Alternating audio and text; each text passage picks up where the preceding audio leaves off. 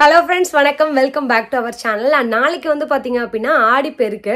So அதனால வந்து எல்லாருமே வந்து நம்மளோட தாலி வந்து பிரிச்சு கோக்குறவங்க பிரிச்சு கோப்பாங்க. ஒரு சில பேர் என்ன பண்ணுவாங்க அப்படின்னா தாலி அந்த கயிறு வந்து கயிறுல போட்டுரும், கயிறு வந்து மாத்துவாங்க.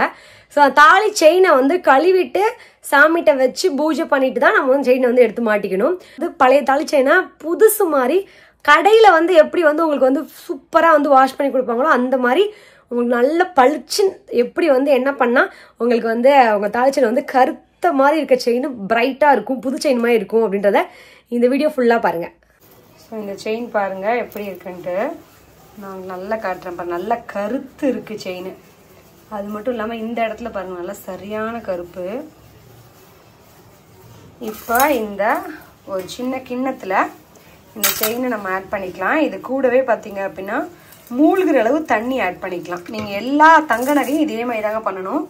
அதுவும் இப்போ வந்து ஆடிப்பெருக்குக்கு வந்து உங்களோட செயினை நல்லா வந்து சுத்தம் பண்ணிவிட்டு தாலி செயினை சுத்தம் பண்ணிட்டு தான் நீங்கள் வந்து நல்லா வந்து கழுத்தில் மறுபடியும் போடணும். கூடவே பார்த்தீங்க அப்படின்னா 1/2 ஸ்பூன் அளவுக்கு மஞ்சள் ஆட் பண்ணிக்கிறேன்.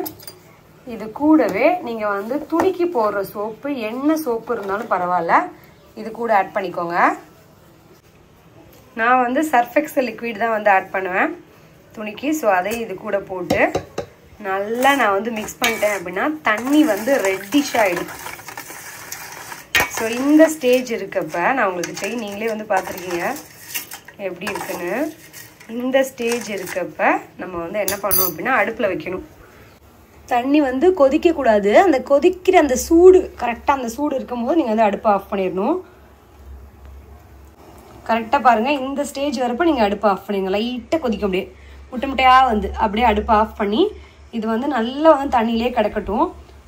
அண்ட் முக்கியமான விஷயம் வந்து ரொம்ப நேரம் வந்து நம்ம வந்து கொதிக்க விடக்கூடாது. அண்ட் கொதிக்க ஸ்டார்ட் பண்ணும்போது அந்த முட்டை முட்டையாக வரும்போதே வந்து இறக்கிடுங்க. என்ன பண்ணுங்க அப்படின்னா அப்படியே அடுப்பை ஆஃப் பண்ணிட்டு ஒரு பிளேட்டை போட்டு அந்த குண்டானை அப்படியே மூடி வச்சுருங்க.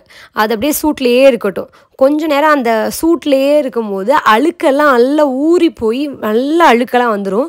நீங்கள் தேய்க்கிறதுக்கு முன்னாடி நல்ல அழுக்கு வந்துடும். ஸோ அதுக்கப்புறம் சும்மா வெறும் ப்ரஷ்ஷை வச்சு இந்த மாதிரி தேய்ச்சிங்க அப்படின்னா அழுக்கெல்லாம் வந்துடும். அதுக்கப்புறம் என்ன பண்ணணும் அப்படின்னா வெறும் ப்ரஷ்ஷை வச்சு தேய்ச்சதுக்கப்புறம் என்ன பண்ணணும் அப்படின்னா நீங்கள் வந்து ரெகுலராக வீட்டில் வந்து டூத் பேஸ்ட் வந்து யூஸ் பண்ணுவீங்கள்ல, மோஸ்ட்லி கோல்கேட் டூத் பேஸ்ட் இருந்தால் பெஸ்ட்டு. ஸோ அந்த கோல்கேட் டூத் பேஸ்ட் கொஞ்சமாக ப்ரஷ்ஷில் எடுத்து ப்ரஷ் வந்து நல்லா சாஃப்டான ப்ரஷ்ஷாக இருக்கக்கூடாது, நல்லா கம்பி ப்ரஷ் மாதிரி இருக்கும்ல அந்த மாதிரி ப்ரஷ்ஷாக இருக்கணும். ஏன்னா அப்போ தான் அந்த இடுக்குள்ளே போய் அந்த அழுக்கெல்லாம் வந்து ஃபுல்லாக எடுக்கும். நல்லா ப்ரஷ்ஷை வச்சு இது மாதிரி வந்து தேய்ச்சி விட்டீங்க அப்படின்னா உங்களுக்கு வந்து நல்ல நுர வரும். ஏன்னா ஆல்ரெடி நம்ம வந்து அதில் வந்து கொஞ்சம் லிக்விடோ இல்லை சர்ஃப் எக்ஸல் பவுடரோ போட்டிருப்போம்ல, அதில் இருக்க நுரையும் சேர்ந்து வரும்போது நல்ல நுர வரும்.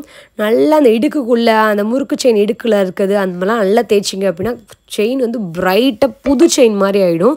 இதே மாதிரி தான் நீங்கள் எல்லா ஜுவல்ஸும், என்னோட குட்டி செயின், மாமாவோட செயின், அதுக்கப்புறம் பார்த்தீங்க அப்படின்னா வீட்டில் வந்து மோஸ்ட்லி வந்து நிறைய பேர் கவரிங் செயின் கூட இந்த மாதிரி மெத்தட்லாங்க பண்ணுறாங்க. இந்த மாதிரி பண்ணும்போது வேர்வையெல்லாம் போய் நல்லா உங்களோட செயின் வந்து பிரைட்டாக வந்து இருக்கும்.